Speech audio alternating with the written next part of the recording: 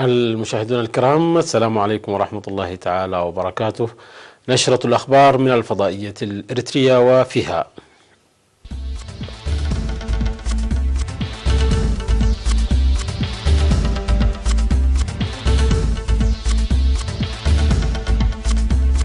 جهود للسيطرة على الأمراض غير المعدية في إقليم عنسبة.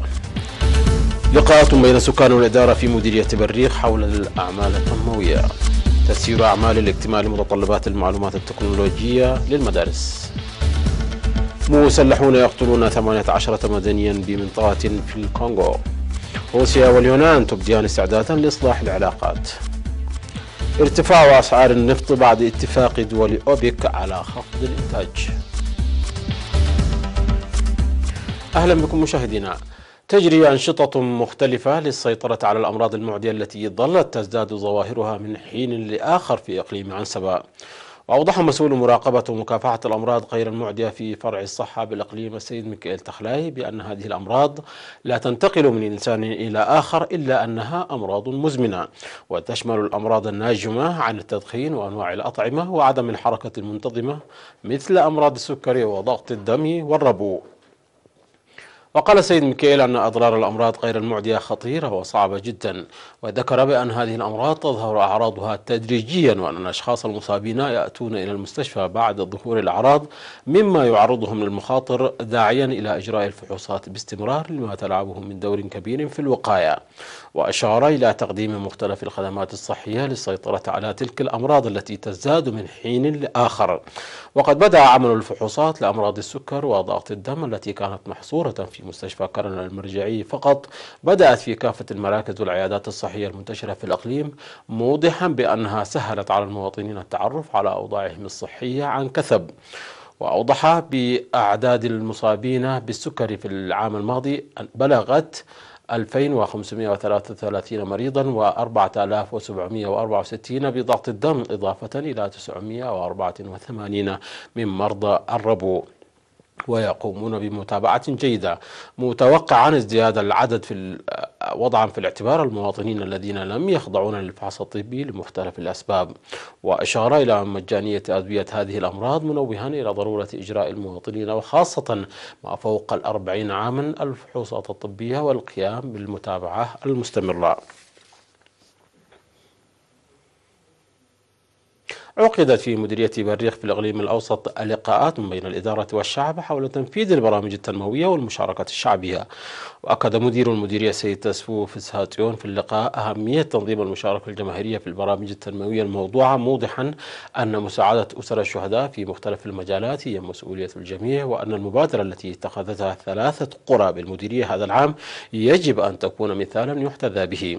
من جانبه أوضح مسؤول مكتب الزراعة في المديرية السيد ماجور المنجستآب أن مستوى توزيع أمطار هذا العام كان جيدا في المديرية، يتوقع معه حصاد محصول وفير، داعيا المزارعين للإسراع في جمع المحصول مبكرا تحسبا من الآفات وأمطار الشتاء الضارة للمزروعات. بدورهم أكد المشاركون في اللقاء على ضرورة الإسراع في حل مشكلة الحصول على مياه الشرب النقية وصعوبة المواصلات وزيادة كمية البذور التي توزعها وزارة الزراعة. هذا ويسكن مديرية بريخ التي تضم 12 ضاحية أكثر من 54 مواطن. تم الإعلان بأن الأنشطة الفعالة التي جرت خلال 20 عاما الماضية بالتنسيق بين المؤسسات الحكومية والمجتمع للسيطرة على مرض الملاريا في الإقليم الجنوبي أدت إلى انخفاض ظاهرة المرض إلى أدنى مستوى لها. وفي التوضيح الذي أدلى به عضو وحدة مكافحة الملاريا في فرع الصحة بالإقليم السيد ميكائيل هبت مريم، قال بأن عدد المصابين بالملاريا في الإقليم عام 1998 كان 88,000، فيما كانت الوفيات 127 شخص. وبفضل الجهود الجارية للسيطرة على المرض في العام 2018 انخفضت نسبة الإصابة إلى 3000 فقط، فيما وصلت نسبة الوفيات إلى 0.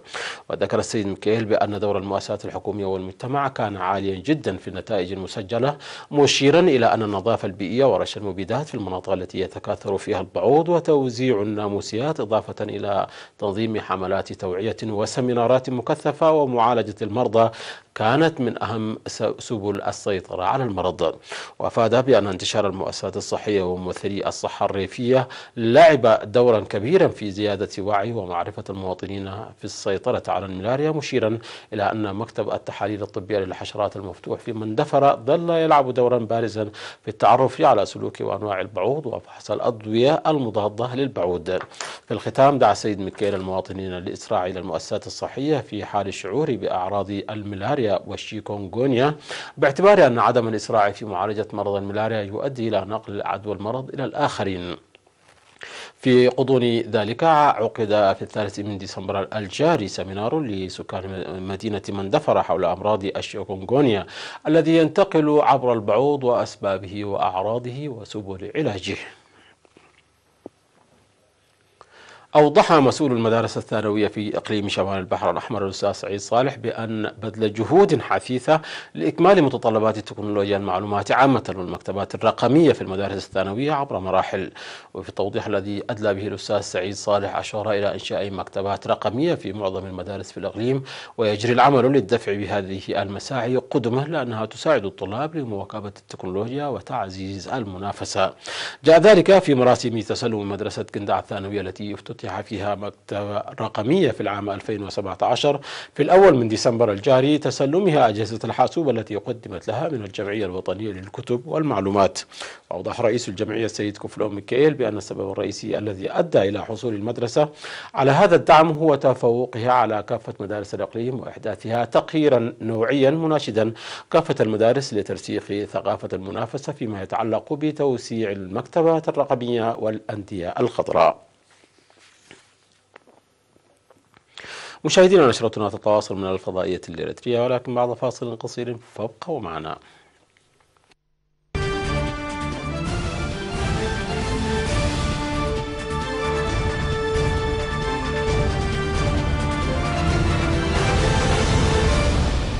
وفي الشأن العالمي، قال متحدث باسم الجيش في الكونغو إن من يشتبه بأنهم رجال ميليشيات قتلوا 18 مدنيا على الأقل في شرق جمهورية الكونغو الديمقراطية قرب بؤرة تفشي لمرض الإيبولا. وتسبب تكرار هجمات الجماعات المسلحة على المدنيين والجنود الكونغوليين وقوات حفظ السلام التابعة للأمم المتحدة في عرقلة جهود احتواء المرض، وهو ثاني أسوأ وباء في التاريخ إلى الآن. ويعتقد أن هذا المرض أصاب 471 شخصا، مات منهم 273. وأعلنت وزارة الصحة عن 13 حالة إصابة مؤكدة، وهو واحد من أعلى معدلات الإصابة اليومية منذ الإعلان عن الوباء في أغسطس. وقال المتحدث المحلي باسم الجيش أن المدنيين قتلوا في هجومين منفصلين قرب بلدة بيني. وتقول السلطات الكونغولية أن متمردي تحالف القوات الديمقراطية مسؤولون عن عشرات الهجمات التي أودت بحياة أكثر من 1000 شخص في السنوات الأربع الماضية. لكن خبراء مستقلين يقولون أن جماعات مسلحة أخرى وجنودا كونغوليين مسؤولون عن بعض أعمال القتل. قال الرئيس الروسي فلاديمير بوتين ورئيس الوزراء اليوناني أليكسيس تسيبراس بعد اجتماع في موسكو أن الدولتين مستعدتان لتجاوز خلاف دبلوماسي تسبب في توتر العلاقات بينهما في يوليو الماضي. وقالت أثينا أنها طردت 2 من الدبلوماسيين الروس ومنعت شخصين آخرين من دخول البلاد في يوليو لمحاولتهم رشوة مسؤولين وإشعال مظاهرات لإحباط إبرام اتفاق يسمح لمقدونيا بالانضمام إلى حلف شمال الأطلسي. ونفت روسيا المزاعم نفيا تاما. وفي أول اجتماع بينهما منذ الواقعة دافع الزعيمان عن موقف دولتيهما، لكن بدا أنهما مستعدان لطي تلك الصفحة. ووصف بوتين المزاعم بأنها هراء، وقال إن أجهزة المخابرات في البلدين يمكنها أن تحسم مثل تلك المواقف دون أي مبادرات مسرحية. وقال تسيبراس أنه يعتقد أن الخلاف الدبلوماسي كان حدثا معزولا، وأن الدولتين يمكن أن تحققا الكثير من المكاسب من توسيع نطاق التعاون المستقبلي بينهما. ارتفعت أسعار النفط عقب اتفاق منظمة الدول المصدرة للنفط أوبك على خفض الإنتاج بأكثر من مليون برميل يوميا في محاولة منها لتعزيز الأسعار. وأعلنت أوبك وحلفاؤها من كبار منتجي النفط في العالم تتقدمهم روسيا عن خطط لخفض الإنتاج، وهو ما أدى إلى ارتفاع خام برنت بنسبة وصلت إلى 5%. ومن المقرر أن يبدأ العمل بالاتفاق في يناير المقبل ولمدة 6 أشهر. وجاءت الخطة التي تتضمن خفض الإنتاج بواقع 1.2 مليون برميل يوميا استجابة للتراجع الحاد في أسعار النفط العالمية بحوالي 30% منذ أكتوبر الماضي. وانهارت الأسعار بسبب مخاوف بشأن تراجع الطلب العالمي وزيادة إنتاج النفط الصخري في الولايات المتحدة. وتتضمن الخطة خفض الدول الأعضاء في منظمة الأوبك لإنتاجها في فترة الاتفاق بواقع 800 ألف برميل يوميا، بينما تخفض الدول الحليفة لأوبك إنتاجها بواقع 400 ألف برميل يوميا.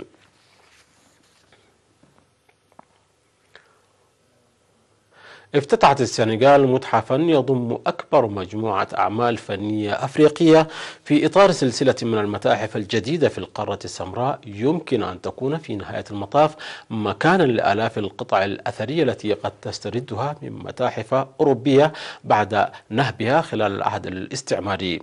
وافتتح رئيس السنغال ماكي سال متحف حضارات السود في العاصمة داكار المقام على مساحة 148 ألف قدم مربعة.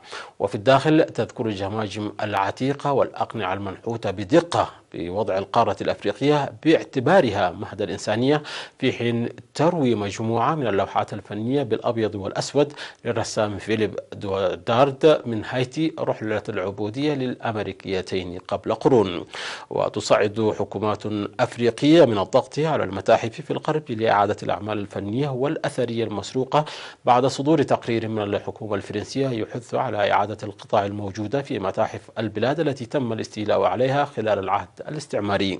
ويعتقد أن نحو 90% من التراث الثقافي الأفريقي موجود حاليا في أوروبا، وهو ما يعني مئات الآلاف من القطع الأثرية في متاحف ومجموعات خاصة. سيستضيف فروزيونوني يوم السبت، حيث يسعى يوفنتوس للقبه الثامن على التوالي. ويحتل انترناسيونالي المركز الثالث، لكنه يتأخر بفارق 14 نقطة حاليا عن الفريق القادم من تورينو. مشاهدينا، انتهت النشرة. شكرا على حسن المتابعة، تحية لكم أينما كنتم، إلى اللقاء.